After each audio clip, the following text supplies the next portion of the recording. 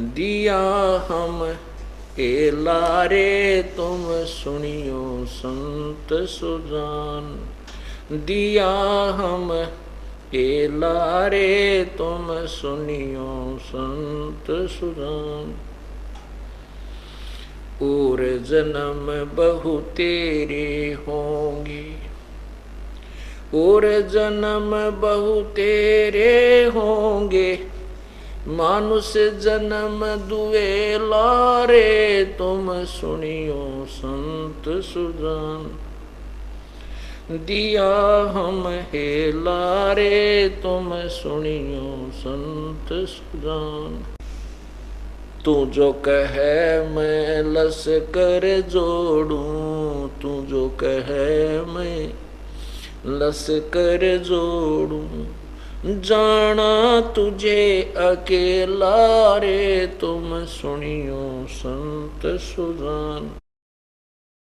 दिया हम लारे तुम सुनियो संत सुजान।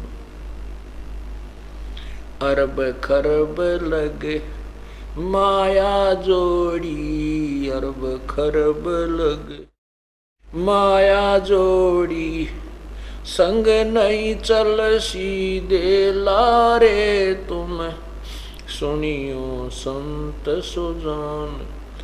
दिया हम लारे तुम सुनियो संत सुजान। या तो मेरी सत की नावरिया, या तो मेरी सत की नावरिया, सत्य गुरु पार पे लारे तुम सुनियो संत सुजान। दिया हम लारे तुम सुनियो संत सुजान। दास गरीब कहे भाई साधो, दास गरीब कहे भाई साधो, शब्द गुरु चित चेला रे तुम सुनियो संत सुजान। दिया हम लारे तुम सुनियो संत सुजान। तुम सुनियो संत सुजान। दिया हम लारे और जन्म बहु तेरे होंगे, ये मानुष जन्म दुहेला रे। अरब खरब लग माया जोड़ी, संग ना चल सीधे लारे।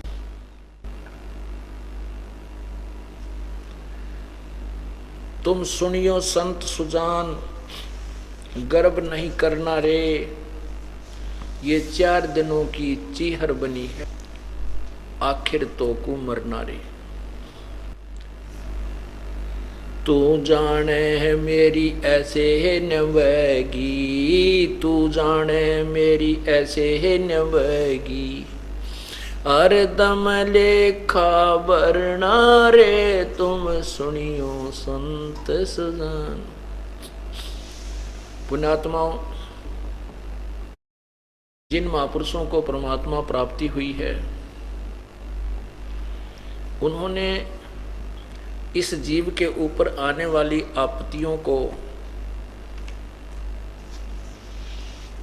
भिन्न भिन्न करके बताया है, और किस प्रकार ये जीव भूल बैठा है भगवान को। जैसे अब स्वस्थ व्यक्ति हैं, युवा व्यक्ति हैं, वो भूल चुके हैं कि हम कभी वृद्ध भी होंगे। उनको वैसे औपचारिकता तो याद है कि बूढ़े होना है, लेकिन जो वृद्ध हो चुके हैं, जो वृद्ध हो चुके हैं और जो वृद्ध अवस्था में कठिनाइयों का सामना वो कर रहे हैं, अब वो ही जानते हैं। जिसमें वो युवा थे, वो भी ऐसे ही कानों के ऊपर के इन बातों को टाला करते थे, सुनते थे, लेकिन इतनी गहराई से विचार नहीं करते थे कि सचमुच वृद्ध अवस्था में हम महा परेशान हो जाएंगे।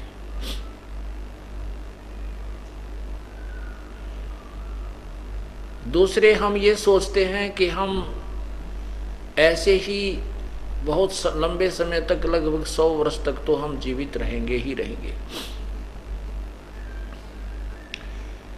परमात्मा कहते हैं कि साथी हमारे चले गए और हम भी चालनहार, कोई कागज में बाकी रह रही ताते लगी है वार।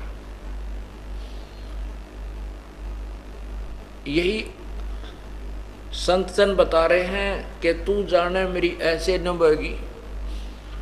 आप ये सोच रहे हो जब तक आपके पुण्य चलते हैं, आपके पुण्य चल रहे हैं तो आप सुखी भी हैं, घर में भी सुख है, बच्चे बालक भी ठीक हैं, अच्छी सर्विस मिल गई है, उन बच्चों की शादी भी ठीक हो गई है। आप ये सोच रहे हो कि मैं ऐसे ही सुखी रहूंगा। ऐसा नहीं है। ना जाने कब ये कालबली कौन सी आपत्ति पैदा कर दे इस जीव के लिए। जैसे बालक बचपन में बच्चा था, फिर वो युवा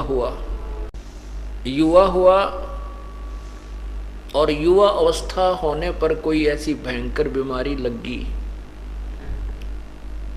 उसको अधरंग मार गया, कोई कैंसर होगी या कोई और भयंकर बीमारी होगी, तो उससे पहले वो ये सोच रहा था कि तेरे ऐसे ही ठाठ रहेंगे, तू ऐसे ही युवा रहेगा। इसके लिए संत जन बताते हैं कि तू जाने मेरी ऐसे न बहेगी। ये तो हरदम एक एक श्वास का अकाउंट आपका परमात्मा के कंप्यूटर में होने लग रहा है, और जब आपके पाप कर्म आ जाएंगे तो आपको तुरंत ही उनका भोग प्रारंभ हो जाएगा। फिर कोई विकल्प नहीं बचेगा, वो भोगने ही पड़ेंगे। हाँ, उसका विकल्प है कि जब पूर्ण संत की शरण में, पूर्ण परमात्मा की साधना हम करेंगे तो फिर उन संकटों का निवारण हो सकता है। और यदि हम पहले ही परमात्मा के चरणों में आ जाएं तो वो संकट जो आने थे वो नहीं आएंगे।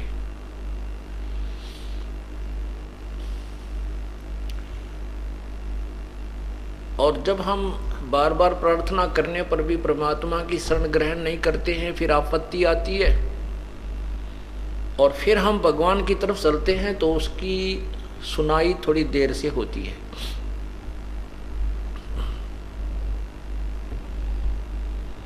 कहते हैं दुख में सुमरण सब करे, सुख में करे ना कोई, और जय सुख में सुमरण करे तो दुख काहे को होवे। कबीर सुख में सुमरण किया नहीं, फिर दुख में करते याद, कह कबीरता दास की कौन सुने फरियाद। जब सुख था तब तो परमात्मा की तरफ रुचि बनी नहीं, आपत्ति आई तो परमात्मा की तलाश खोज शुरू हुई।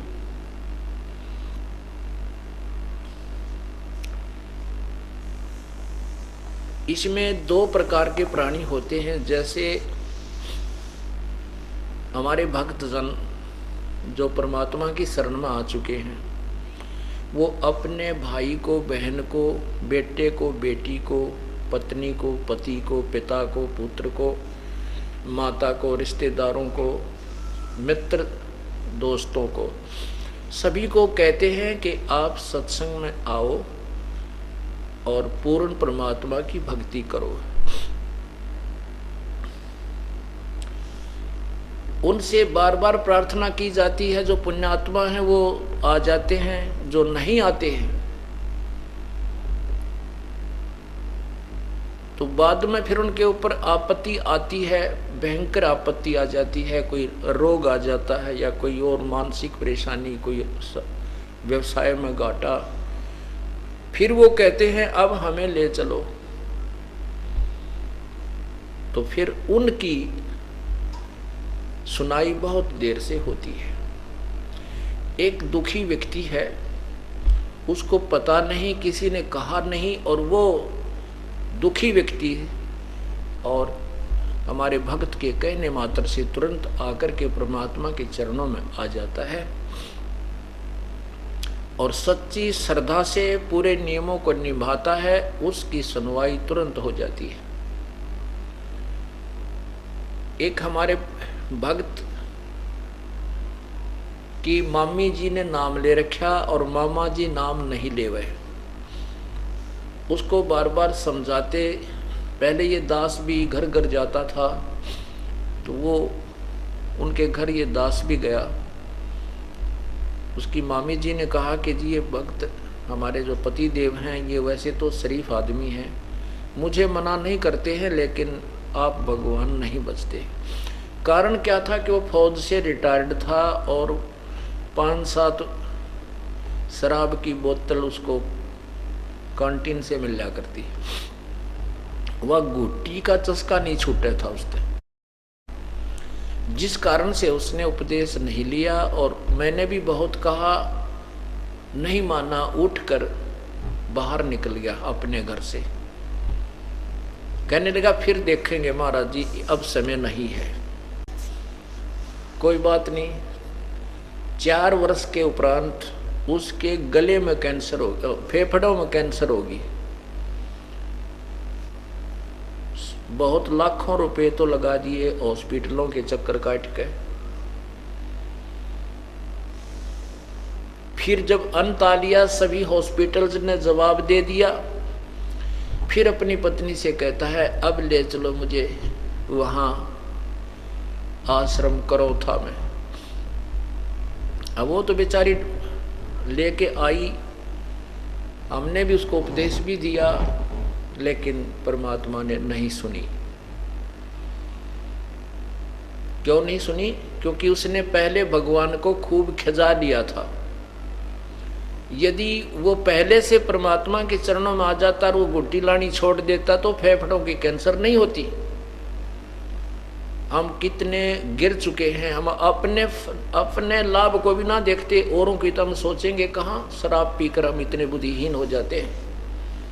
उसके लिए परमात्मा कहते हैं सुख में सुमरण किया नहीं, फिर दुख में करते याद, कह कबीरता दास की फिर कौन सुने फरियाद।